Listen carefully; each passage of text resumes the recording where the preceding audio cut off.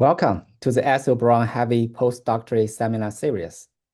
My name is Weiyi Qian, and I'm a postdoc at NYU School of Medicine, and I will be moderating today with Robyn Allen, a postdoc at the University of Kentucky. We are excited to highlight the work of our outstanding postdoctoral members.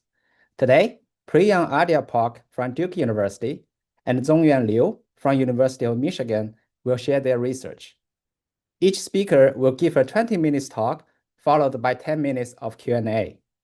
Please enter your questions in the Zoom Q&A box. With that, it's my pleasure to introduce our first speaker, Dr. Priyom Adhyapok. Priyom is a postdoctoral associate in the lab of Dr. Michel Banya and Dr. Stefano D'Italia at Duke University.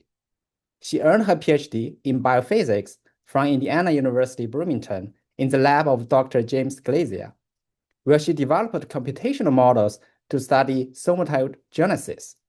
She was very interested in understanding the minimal set of biological principles that could segment the tissue periodically in time. For that, she built models characterizing epithelial cell contractility to explain the periodic or aperiodic patterns during somite boundary formation. As part of her PhD group's effort to make computational modeling more accessible to biologists, she has designed lectures online to show how tissue-based simulations can be implemented using open-source softwares like CompuCell 3D. For her postdoctoral work, she wants to understand the biology behind the data and switched to experimental and quantitative labs and trained in zebrafish biology. Currently, she is studying the regulation of developmental timing and the role of oscillators during segmentation of the zebrafish knotcaught. Working collaboratively, she has recently characterized how segment spacing in the zebrafish knotcaught is dependent on information from the surrounding somite patterns, and published her work in Developmental Cell. She also has a preprint online investigating the role of oscillators in the segmentation of the zebrafish knotcaught. And I think we are going to learn more about it today. With that, please join me in welcoming Priyom.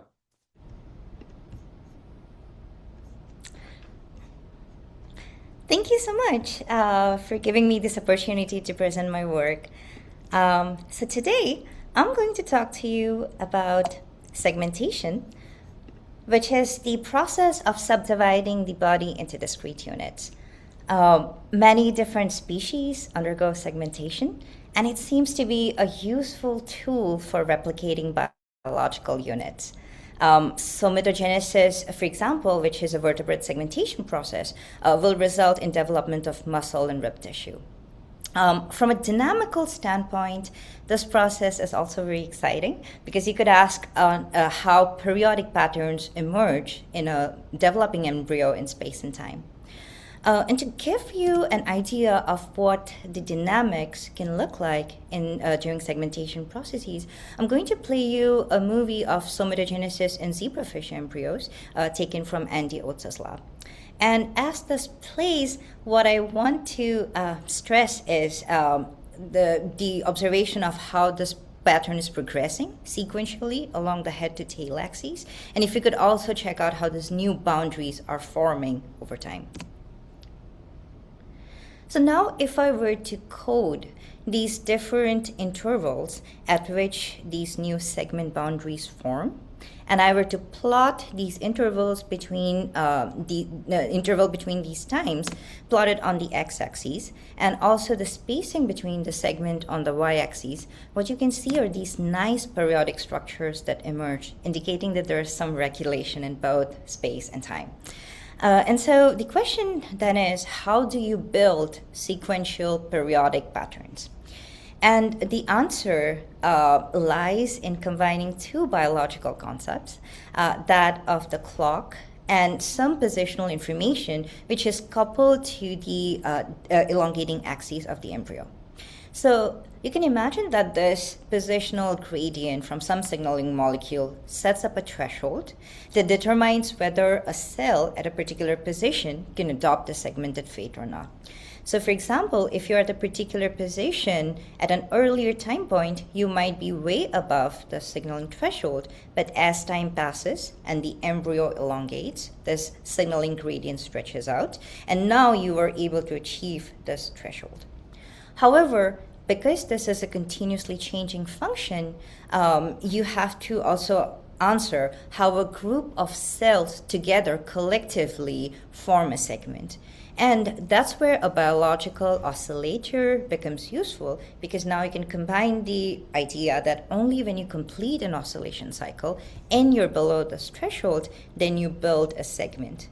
And this combination ensures that you build repeated units along the body axes. So biological oscillators provide a wonderful way of being able to produce repeated units. And the other thing that you might have noticed from this model is that the segment size is inherently coupled to how fast or slow this oscillator is. So if that oscillator base changes, you're also going to get smaller, larger segment sizes accordingly. Let's keep this in mind as we go into our own model system, which is the zebrafish notochord.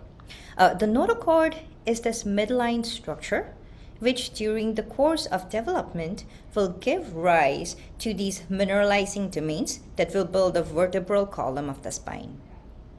It does so by undergoing, basically after the mineralization process, these domains are going to ossify, recruit bone matrix proteins, and that's how it's going to build the vertebrae. To give you an idea of the developmental timing, this process begins around 5 days post-fertilization. And for example, the somatogenesis process that I just showed you would have been completed by 1 day post-fertilization or so. And you can't very clearly see in this picture, but the entire notochord is flanked by these formed somite boundaries as well. So there are several interesting features of this notochord segmentation process, and I'm going to walk you through some of them now. So the first one is that the notochord segmentation process is sequential. What I mean by this is that if you look at the interior domains and compare it to segments that are way in the posterior, what you're going to see is that these segments in the interior show a higher expression of these mineralizing markers, and that they also have added more cells by this point. The other interesting feature of this process is unlike somatogenesis, where you could see the boundaries forming in time, this process is more flexible. So even after the first segment has been laid down, it still will continue evolving and maturing. So you can see that this anterior-most segment, for example, is still continuing to grow, as is this posterior segment. What about spacing? In our recent work, what we were able to characterize is that the somite boundaries and myotendinous junctions, which live between these somite boundaries, play an important role in transmitting mechanosensitive information to the notochord, and that's how they determine the locations on which these segments will form. Disruptions to the myosepta have shown segmentation defects in the notochord, including segment size defects and changes to the order as well. So it seems that the positioning in the system is controlled by this external periodic structure that is engulfing the notochord. However, it's still very interesting that the notochord does not still segment all at once. It does so very gradually over the course of about 2 weeks or so. And what you're also going to see is that about 25 segments are going to be added during this time. And so to give you a better understanding of this process, so if I collect all these segmenting cells in the notochord and I calculate their total fluorescence marker or evaluate their change in fluorescent expression over time, what I'm going to see are these nice little jumps in expression which indicate that there are these intervals through which mineralization progresses in this tissue. And so this tells us that there must be some control at which the rate of mineralization progresses in the notochord itself. And so And so even though the periodicity in space might come from components external to the notochord, we speculated that there must be some timer-like mechanisms that's able to facilitate mineralization of the notochord. And to think about potential pathways, we decided to zone in on the ERK-MAPK pathway. And the main reason for that was in others segmenting systems, we have seen this pathway play a role in upregulation of segmentation genes. And we wanted to follow a live imaging approach for understanding and depicting MAPK activity in the notochord. So using biosensors that's able to detect phosphorylation or dephosphorylation events at the level of individual cells, we were able to identify cells in the notochord that either showed low ERK activity, where the biosensor would localize to the nucleus, or high ERK activity, where the biosensor would localize to the cytoplasm. And then using a combination of computational tools that allowed us to segment out both the nucleus and the cytoplasm, we were able to make heat maps that quantified the level of activity in these colors for easy visualization.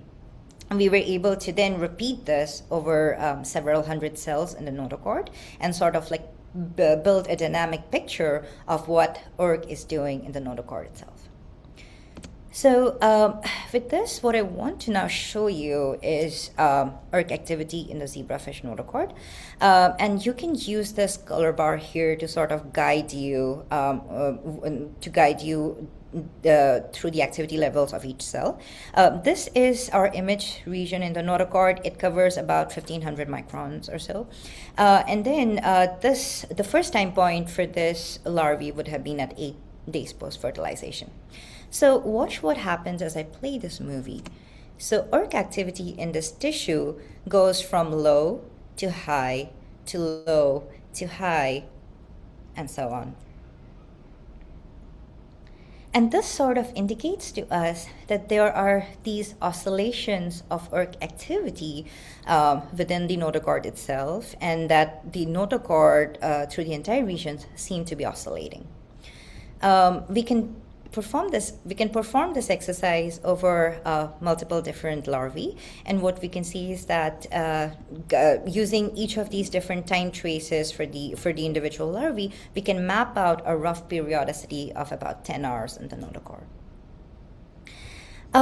This oscillator shows many interesting features, and I'm going to walk you through some of them now. The first one is that so far the data I have shown you are images taken at 7 or 8 days post-fertilization. I could also ask what happens if I look at the notochord early on at around 3 days post-fertilization. And so what this presents is a situation in which ERK activity in the notochord is initially low, but then transforms into high activity as time goes on at about 5 days post-fertilization or so.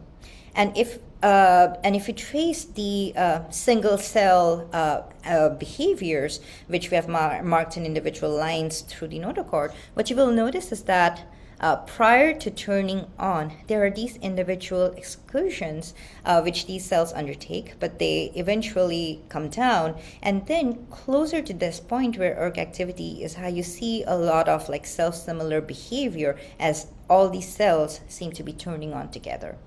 We're also characterizing this point between a non-oscillatory state and transitioning into an oscillatory state as a bifurcation.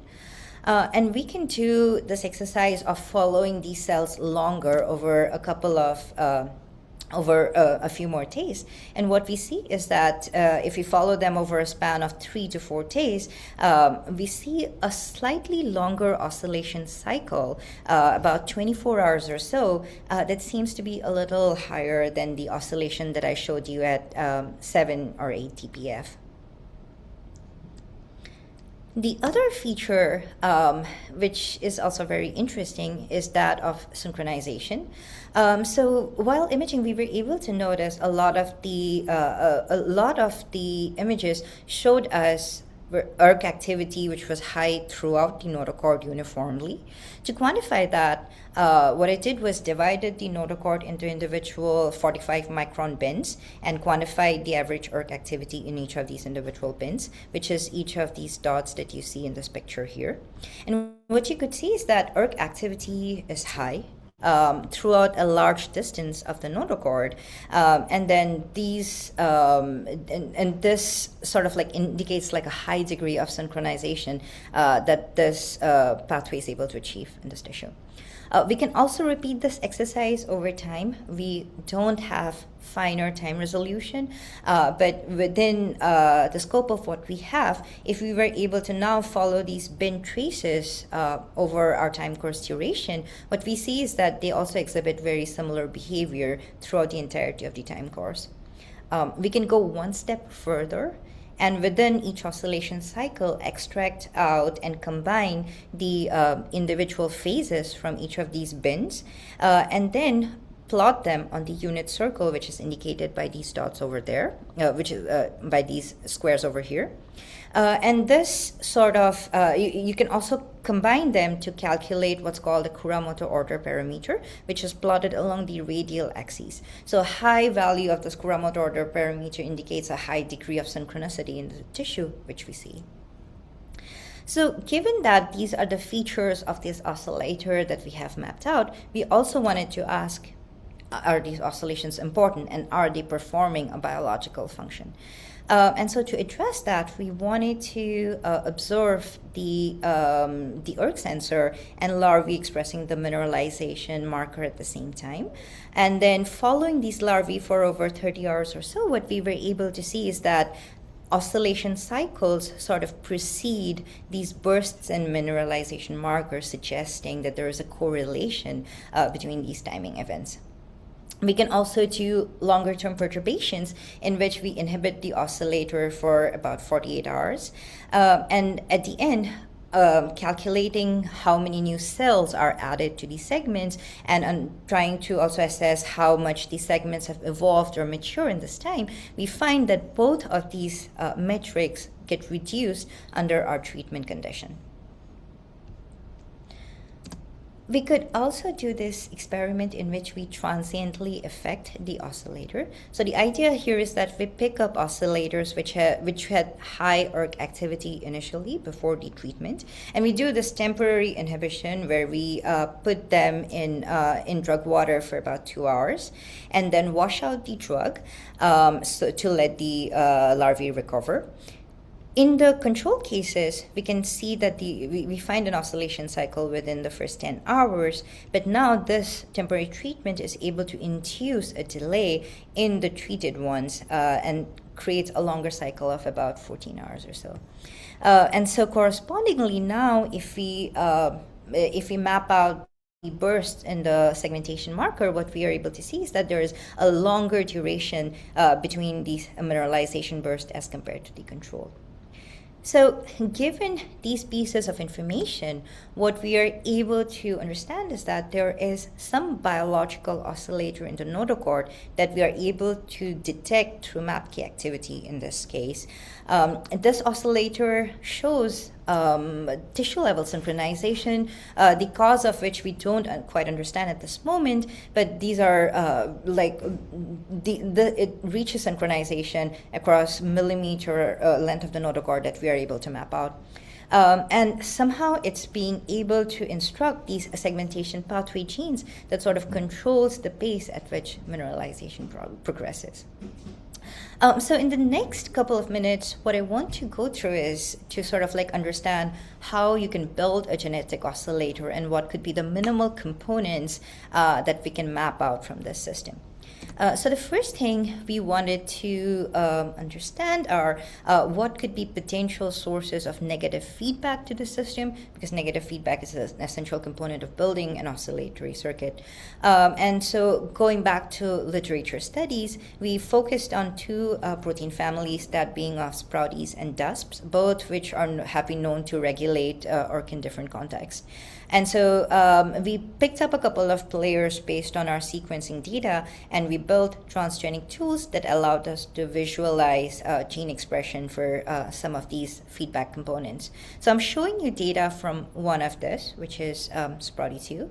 And then what we were able to detect are also oscillatory signatures, because if we followed SPRODY2 fluorescence event for about 30 hours or so, we can detect these nice oscillation cycles.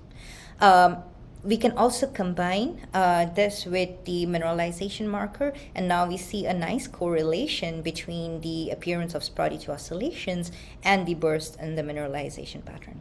And this also lets us to do one more thing, because while we can't evaluate ERK and SPRODY2 in the same larvae, based on this offset between SPRODY2 and the mineralization marker, and ERK and the mineralization marker, we suggest that there might be some delay between ERK and SPRODY2 itself. The other thing we were interested in understanding is how this ERK activity changed near the bifurcation. We speculated that there must be something upstream that is either increasing production or some changes during this period that's able to push ERK through a bifurcation into an oscillatory state. And owing to some pharmacological treatments, we were able to zone in again on the EGF pathway, and building a transgenic tool for EGF expression. What we were able to see is that EGF expression increases in these larvae at around the same time that we see ERK activity increasing in the notochord as well. So this piece of data together tells us that maybe EGF is sort of coordinating this transition and the timing at which ERK activity goes from a non-oscillatory state to an oscillatory state. So putting these two basic components together, we wanted to check if we could build a simple mathematical model. And in this model, the production rate, the ligand production rate of EGF, alpha-1, would act as the control parameter that would allow us to hopefully evaluate two things. That using this model, can we produce oscillations that go from a non-oscillatory state? And can we produce a longer first cycle? So with these components, what we did was vary the value of alpha-1. And what I'm going to show you are three scenarios in which for low values of alpha-1, this production rate, we don't really see an oscillation cycle. But as you slightly increase this production rate, alpha-1, you can see a longer first oscillation cycle, which then becomes shorter as alpha-1 is increased. So this basic model is sort of able to recapitulate some of our observations, but this is also very basic, and we hope that as we are able to understand more features of this oscillator, we can keep adding these components to build a more dynamic picture. So with all of this information, what I hope to be able to do for the future is sort of understand how these different components in the notochord are interacting to build a segmentation pattern. As of now, we don't understand where the ordering information is coming from, or basically what's driving the sequentiality in the system, and that would be very interesting to find out what pathway components could cause this.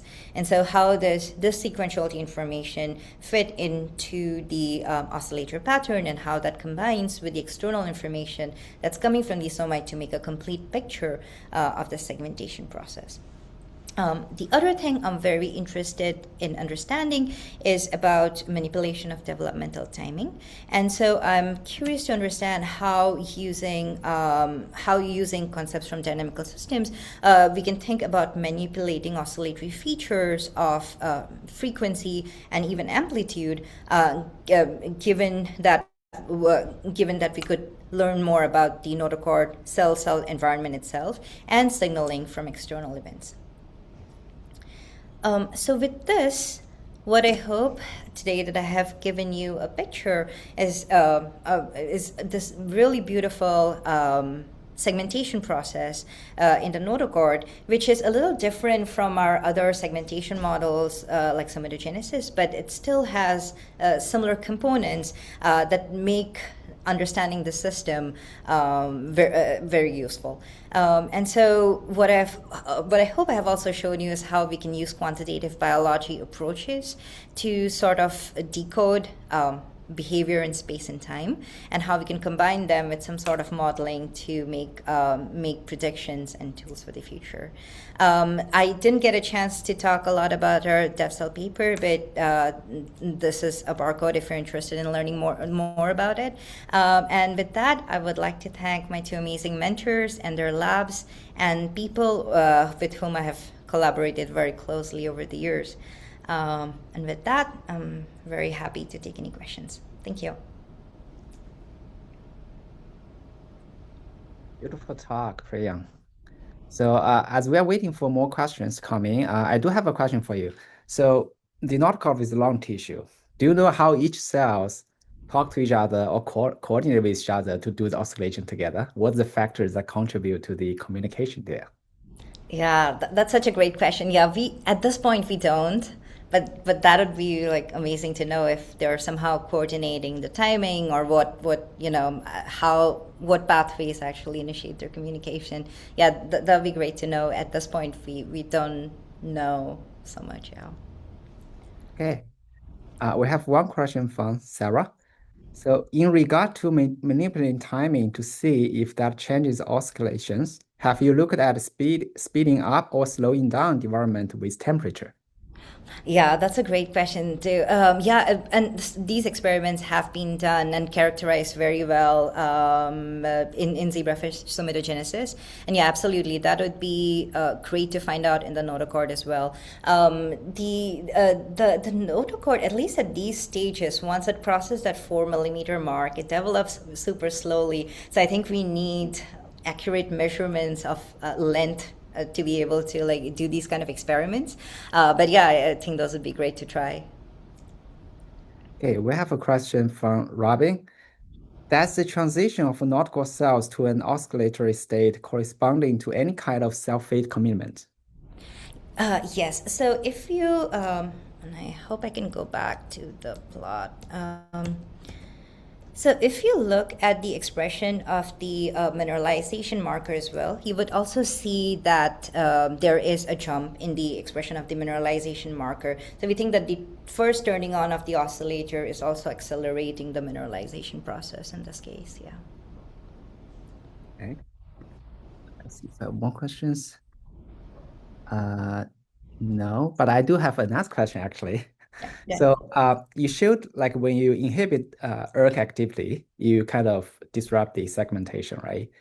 Have you ever tried to constantly actively, provide active ERK signaling, and what happens to segmentation in that scenario?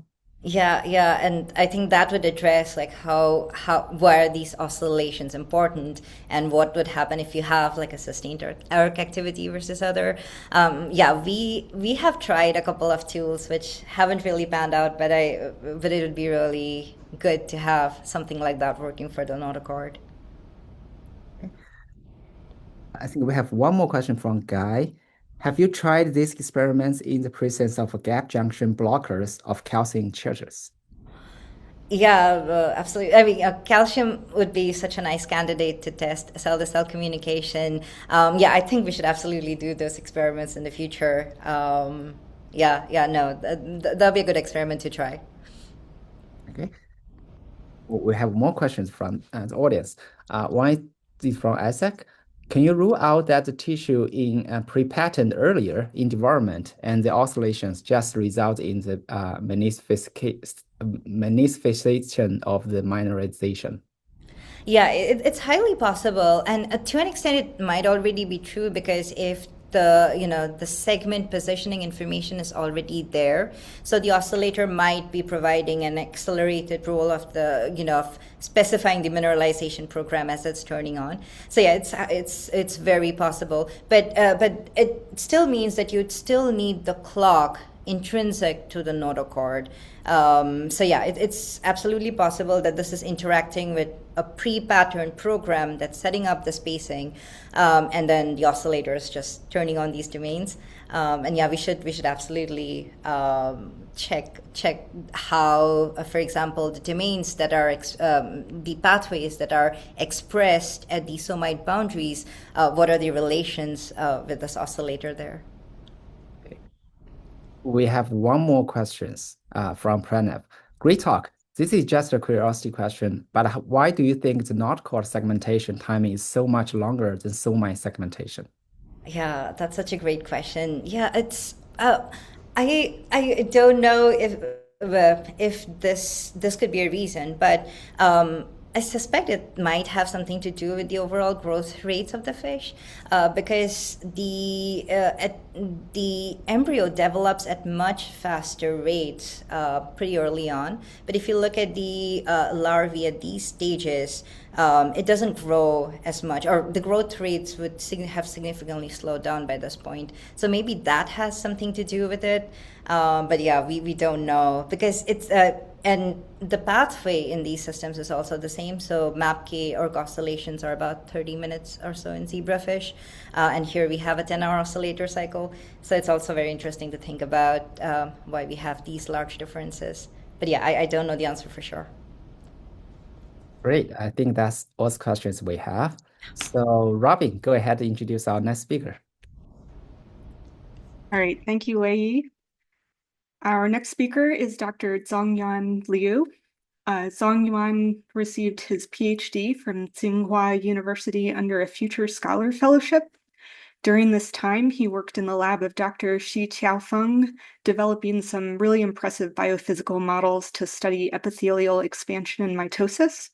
He now works as a postdoctoral fellow at the University of Michigan in the lab of Dr. Idze Heemskerk, where he has published multiple papers in prestigious journals, including a really beautiful paper investigating the coordination of actomyosin networks during Drosophila oogenesis, which was published in Nature Communications.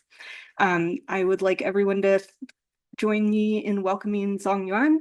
Thank you for sharing your work today. Thanks, Robyn, for the kind introduction, and good afternoon, everyone. It's a great honor for me to show my research on FGF signaling into the human gastroids today. My name is Zong-Yuan. I'm a postdoc in the EC Heemskerk lab, my name is Zong-Yuan, and I'm a postdoc from the Heemskerk lab at the University of Michigan, and this work is supported by the NIH, NSF, and the Bracco-Wiesel Fellowship. So in Heemskerk lab, we model human gastration with 2D gastroids.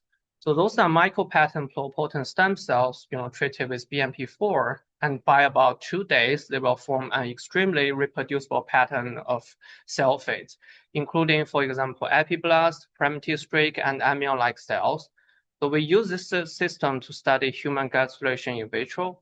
Today, I will talk about my work using this system to study the role of FGF signaling in human gastration.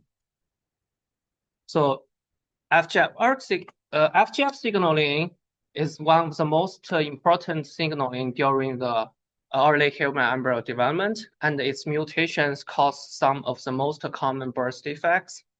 And also, FGF pathway is also one of the most difficult pathways to study because of its complexity.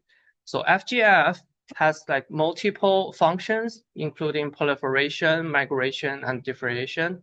And also there are multiple FGF ligands expressed in the embryo. And whether those different FGF ligands act redundantly or perform distinct function remains unclear. And also FGF can activate multiple downstream pathways, including ERK, AKT, and PLK gamma.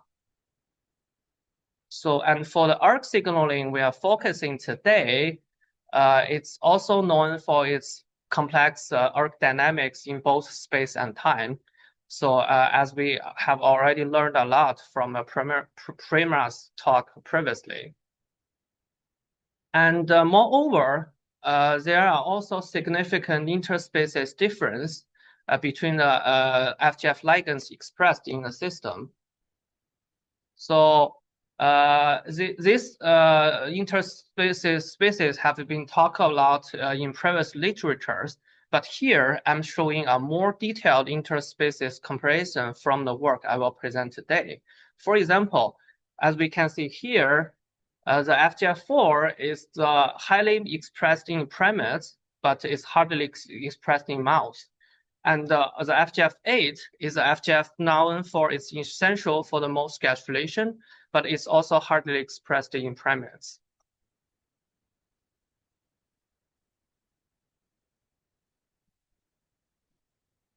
To start with investigating FGF signaling, we are looking at the downstream signaling ERK-seq pathway downstream the FGF. And we find that in our micropattern system, there's a ring of phosphor ERK. First, it appears around 24 hours and expands inwards over time, together with the primitive streak marker TBXT.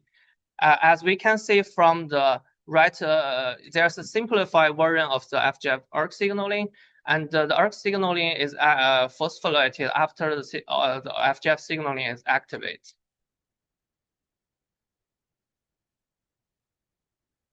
And we then ask the question, what do ERK pattern look like? And do this ERK pattern depends on FGF and or are they required for cell phase specification?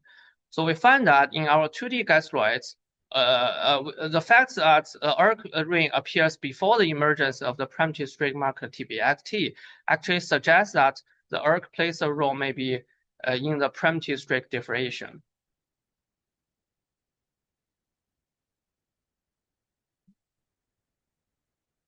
So we block the ERK phosphorylation with MEK inhibitor during the differentiation and find that primitive streak-like differentiation was completely lost, showing that there's a requirement for ERK in primitive streak differentiation. Next, we wanted to know if this ERK activity is dependent on FGF signaling. So we block the FGF receptor for 1 hour, which we see here will lead to a rapid and complete loss in the phosphor ERK, showing that the observed ERK phosphorylation depends entirely on the FGF receptor activity. So as expected, we inhibit FGF receptor during the whole differentiation and find the exact same loss of primitive streak and p-ERK as we done in the MEK inhibition. So to test whether ERK is the only pathway downstream of FGF required for the primitive differentiation, we use Dock's SOS system to directly induce ERK activation while inhibit FGF receptor. So this construct is created by the Jerry Toucher's lab, and it will induce expression of the membrane target domain of SOS by passing the receptor kinesine. So we can see that after adding the Docks, there is a p-ERK everywhere, and we can successfully rescue the TBXT in the FGF receptor inhibition. So to make a summary for this part, we show that in our 2D gastroenterology, the formation of the primitive streak-like cells depends on the FGF signaling through ERK. So our first question we ask is, how do the FGF signaling give rise to a ring-like ERK pattern?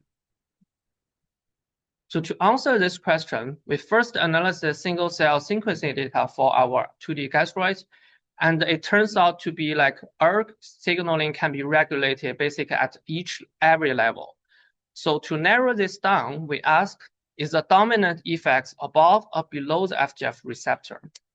So there are only 2 FGF receptors with significantly expressed in our system, one of which FGF receptor 1 has much higher expression than the other, and also it's known for as a universal FGF receptor. So we looked at the activity of the FGF receptor 1.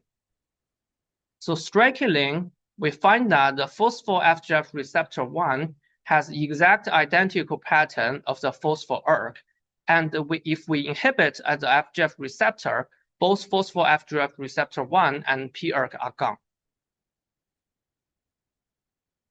So this suggests that the phosphor ERK pattern is due to different FGF receptor 1 activity and not due to any downstream regulators like ERK phosphatase.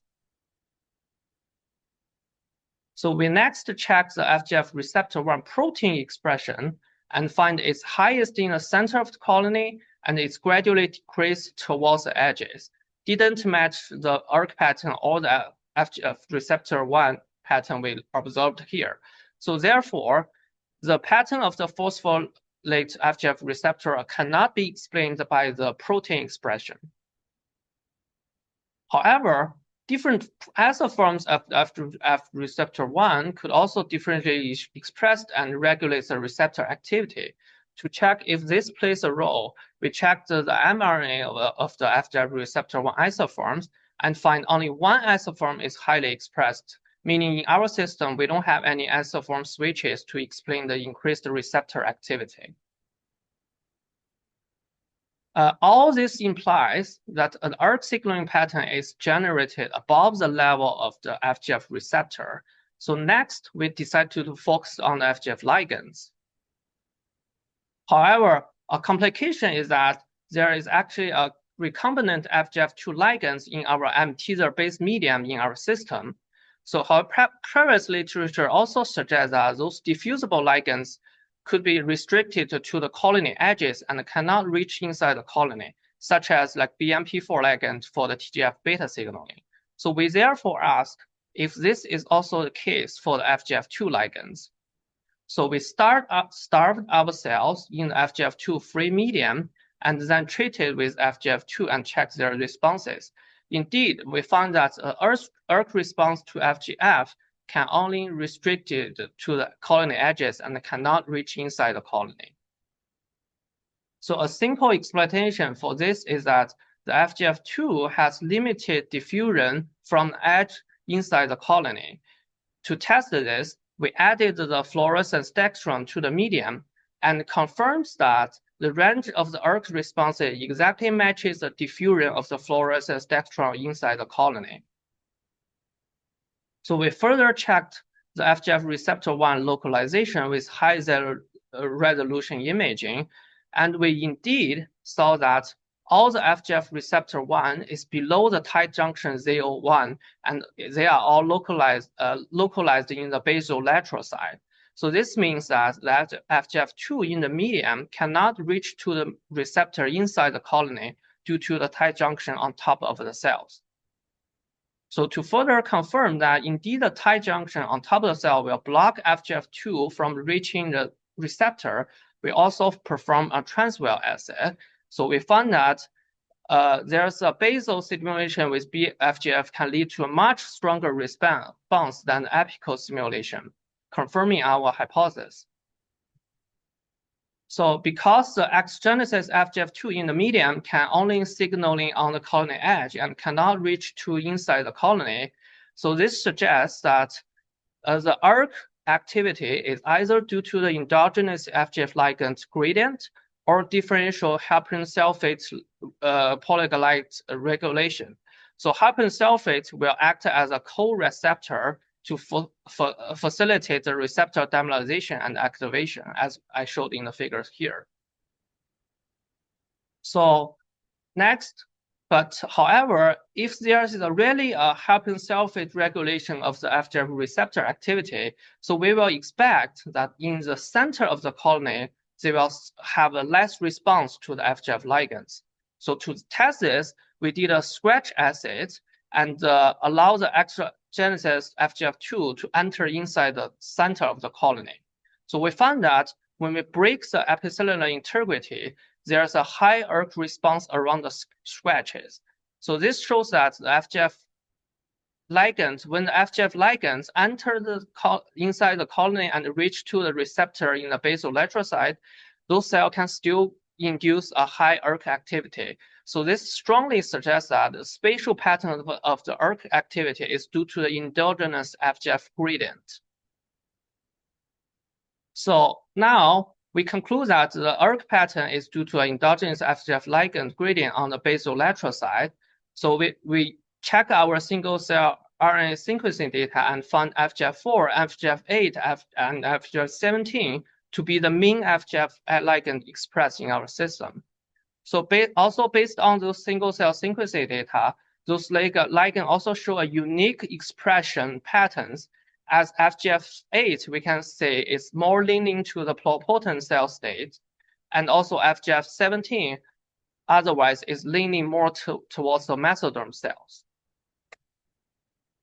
So next, we use a fluorescence institution hybridization to directly check different FGF ligands expressed in different time points, and we find a distinct temporary dynamics.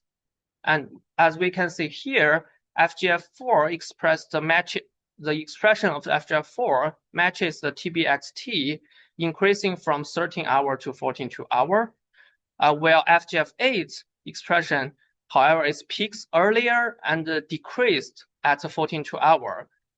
And the FGF17 didn't show much expression in early time points and only emerges at later time points. So more than the temporal difference between those different FGF ligands, they also show a unique, distinct spatial localization. So as we co-stain the FGF4 and FGF8 here, we can find that FGF4 expression largely resembles the TBST positive cell, while FGF8 is highest inside the TBXT positive rings. As for the FGF17, we find that it seems to co-localize with those migrating mesoderm cells. So to further test the functions of those different FGF ligands, we perform an siRNA knockdown experiment of each FGF and find that the FGF4 knockdown leads to a strong decrease in both the pERK and TBXT. However, if we knock down the FGF8, it's on the opposite, show the extended pERK and TBXT. And when we knock down the FGF17, it only leads to a small decrease in pERK and TBXT. So we further asked, since FGF17 knockdown didn't show too much phenotype on the primitive streak, we asked if the knocking down of FGF17 will affect the primitive directive, such as mesoderm or endoderm.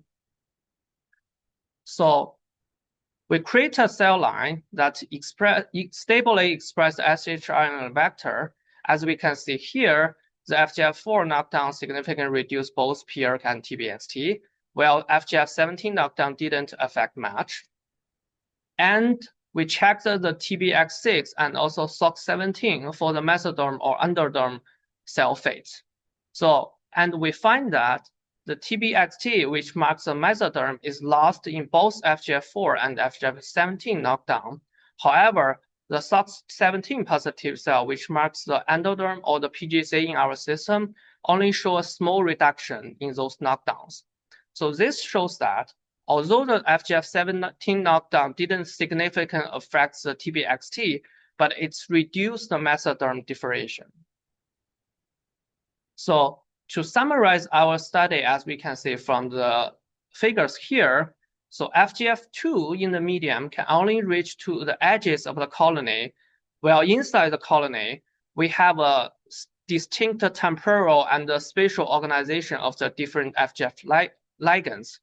And also our data suggests that it will result in a distinct function during the differentiation. And that's all for my talk today, and I would happy to answer any questions. Thanks. All right, thank you, Zong-Yuan. If anyone has questions, you can type it into the Q&A. I wanted to ask really quick if you guys have looked at when you see these FGFs start getting expressed in the colonies, if it's right away or if one comes on before the other. Yeah, so that's a good question. Actually, so we only checked the 2 time points by far. So usually our differentiation is about 2 days, 14A or 14-2 hours. So we checked the different expression at 13-hour and 14-2 hour. So we don't have any more data for earlier time points, but we do see significant difference between those 2 time points. So for example, the FGF8 expression is highest at 13-hour and decreased at 14-2 hour. However, the FGF17 they don't show any expression at 13 hours. They only show expression at later time points. And for the FGF4, what we find is basically resembles what happens for the TBXT expression. It will gradually increase from 13 to 42. So that's a good question. And I think it would be really interesting if we can check more time points and even later time points. So our null hypothesis is that the FGF8 expressed earlier and then decreased after the differentiation. And FGF17 is expressed much later and only contribute to the future, like the more advanced differentiation, such as mesoderm and those cells. Yeah. Very cool. We have a question from Ankita asking, could higher p-ERK in the middle of the colony in the scratch test experiments be due to cell stress or apoptosis? And any downstream FGF signaling markers that you could test for that? Yeah, so that's also a really good question. So I would quickly answer the question. So we found it is not due to like cell stress or things like that. So we have a data showing that so those high ERK activity around the scratch, if you add in the FGF receptor inhibition, they will go away. So that suggests those activity is also coming from the receptor binding through the ligands. And also there's one more interesting data about that data I want to show that is actually, I didn't show in the slides because of time, but we also find those response will decrease over time. So what I showed in the slides is after 30 minutes after the scratch, it's basically a newly scratch. But we found that if you just keep those scratch for a longer time, for example, 4 hours, 8 hours, those activity of ERK will decrease and back to the normal ERK level.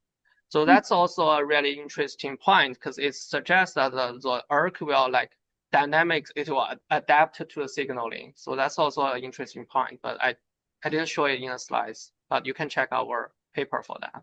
Thanks. We have a question from Sarah. I'm curious if you have generated gastroloids of different sizes and if the width of the rings of ERK or TBXT expression remain the same, or if they scale with how large the gastroloid is. Yeah, so that's also a great question. And we already answered the question in our revision because the reviewer asked it. So basically the short answer is yes. So we try it in the different size of a colony. So basically what happens is the size of colony will not significantly affect how far the signaling propagates from the edges, right? We can imagine if it's a smaller colony, the center of the colony is closer to the edge, and we already know that all the signaling coming from the edge of a colony. So the expansion of the ERK and the TBXT will not be significant difference from the larger colony, but they will kind of fill in the whole small colony because the small colony is basically the center of cell is only maybe 15 diameter from the edges, and they all can also receive all the signaling from the edges. Yeah. Great. All right. Well, if there are no more questions, I'd like to thank our speakers, Dr. Adhyapok and Dr. Liu, one more time for your excellent talks. This seminar has been recorded and will be available on the SDB website next week. Please join us for next month's seminar on Friday. Oh gosh, I forgot to put the date.